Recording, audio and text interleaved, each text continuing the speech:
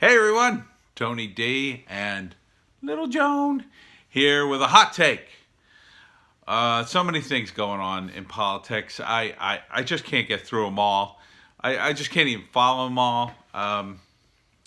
So the impeachment thing continues to grind on. You turn on the TV and Adam Schiff's saying the same stuff over and over again. It just never ends. This impeachment. Um, from a screenwriter's perspective, if this were a movie, Trump would also win in the movie because Trump's the one with the sense of humor, and Adam Schiff is clearly the villain. I mean, he's clearly like the bureaucrat in Ghostbusters. If you remember that guy, Peck, I think his name was Peck, Walter Peck or something. And he's guy who wants to shut down the laser grid. And the Ghostbusters tell him what a bad idea it would be, and he does it anyway. That's kind of Adam Schiff. I think at this point he is so overcommitted to the idea of impeachment, he's just decided to make a suicide run and hope for the best. Politically. Politically, it's a suicide run. Um, or he is so out of touch with the true voters that he just doesn't see the train coming until it's going to hit him, and that will be in November, because I think a guy like Schiff, whereas Nancy Pelosi can point to some achievements and she's in a pretty safe district, a really safe district, but she could also point to a few achievements, even though pardon me. Her district is just an absolute wreck in terms of people pooping on the street.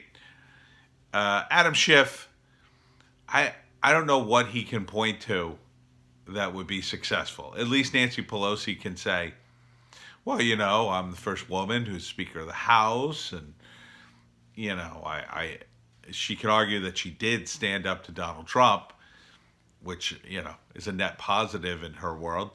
But Schiff, he doesn't even look. The optics on him are, to me, horrific. I mean, they're just horrific.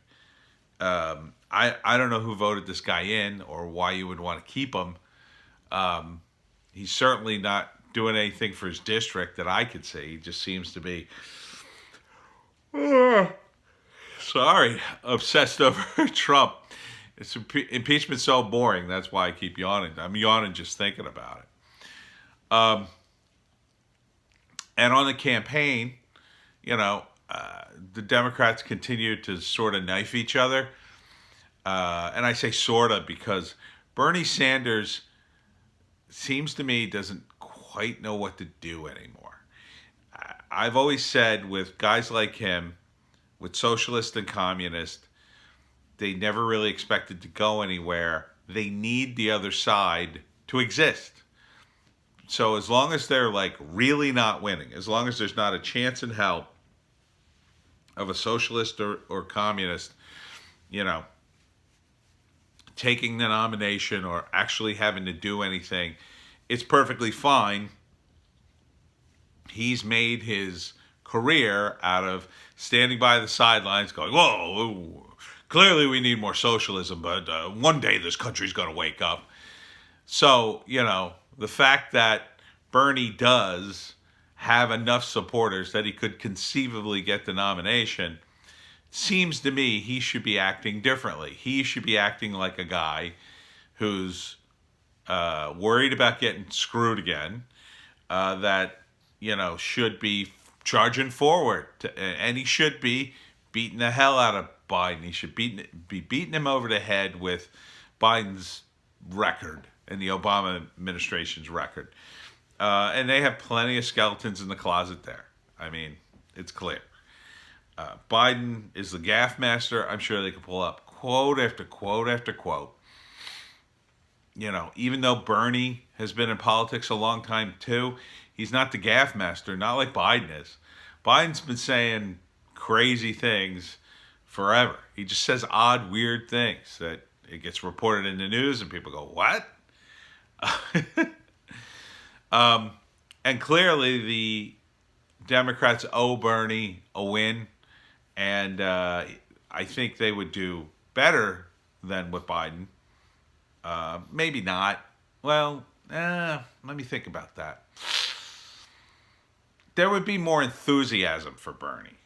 That's where they would win. They would probably get fewer votes because people socialism is not popular, and so you would have people fleeing the Democratic Party and just not voting. Whereas with Biden, they could probably hold their nose and vote for him. I think more people could.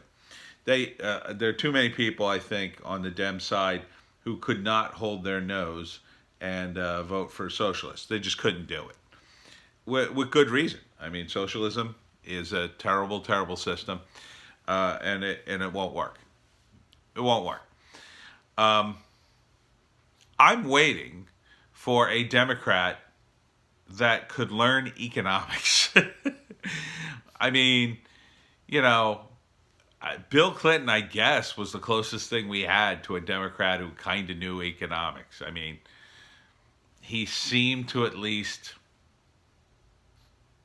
I mean, he ushered in an era of prosperity during his reign. Now a lot of that's due to the .com bubble, but still, he didn't seem to be overly anxious to regulate everything necessarily in that area. I'm sure he did. I don't know the full record of Bill Clinton. I mean, I know some. Certainly, he was willing to bomb a bunch of people to cover up his infidelities or distract people from it. But yeah, I mean, the political landscape now is just so. On the one hand, it's incredibly interesting with Trump. Like every day, I mean, today he tweets the new logo for the Space Force, which is already insane. And then it turns out it looks like almost exactly like the Enterprise, like A. The A with the little star in it. It looks like the A without the star in the middle. Yeah, I mean, Donald Trump has invented the Federation. He's invented it. Now all we need to do is meet the Vulcans, and we're on our way. For those of you who don't know, that was the canon in Star Trek. We met the Vulcans first. They were first contact, and that's what the movie was about. By the way, one of the movies was called First Contact. And anyhow, you just can't beat a guy like Trump. He's just.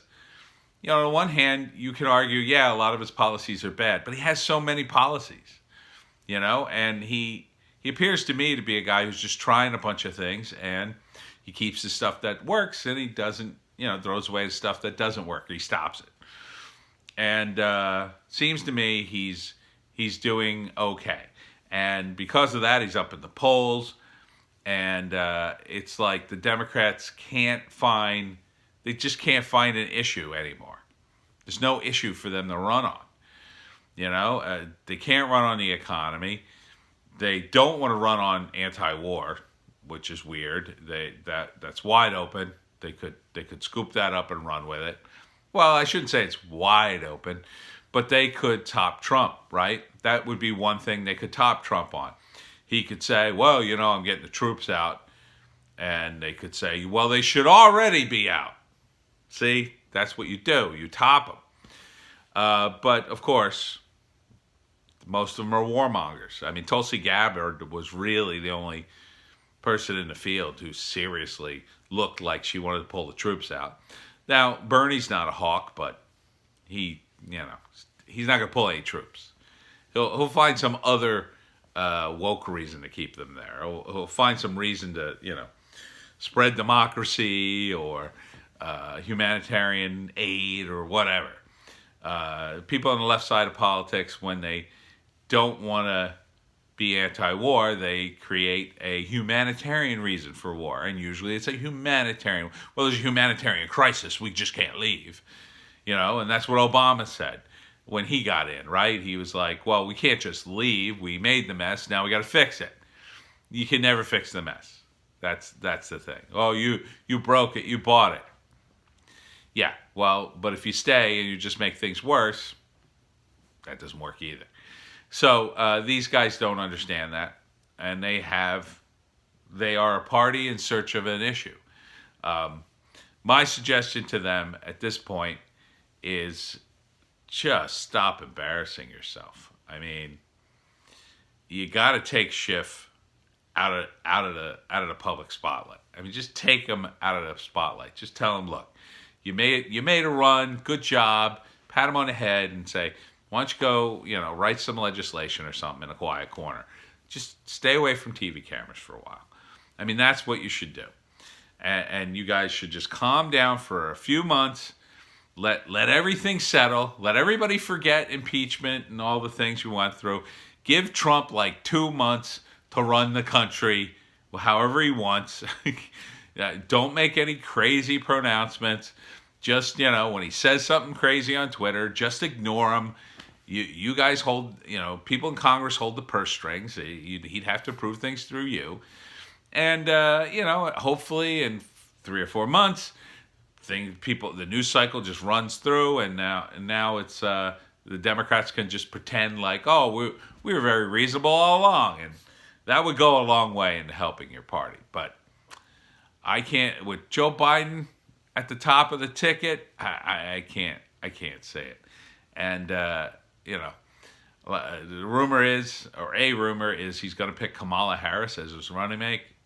I just couldn't think of a worse choice than Kamala Harris at this point. I think she'd be terrible. She'd be one heartbeat away from the presidency, and that is, man, you want to talk about an uncharismatic choice for VP. I mean, I figured she'd easily get AG, and she's qualified to do that.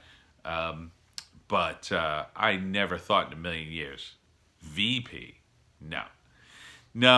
That will put yet another nail in the Biden campaign coffin, as it were. He's not going to win. He's not going to win against Trump unless Trump has a tragic accident before the debate. God forbid. And you can't help but root for a guy like Trump. He's fun. He's funny. He's enthusiastic. He seems to want to do good. Even because he feels like an underdog, because all these people are against him. They hobble this presidency, and it's been exposed again and again from the beginning. They were out to get him, and people hate that. They hate that injustice. I said in previous videos, doesn't matter if you're a billionaire or you're poor. People don't like injustice. They can't stand it. They naturally hate it. And they hate what's been done to Trump and his family. He's been treated very unfairly. If they had just treated him fairly, this impeachment would have sailed through, and they probably would have had a shot at actually removing him from office. Because they treated him so unfairly, he portrays himself the victim, and it's an easy win for Trump yet again. So what's new in the news? Trump wins again.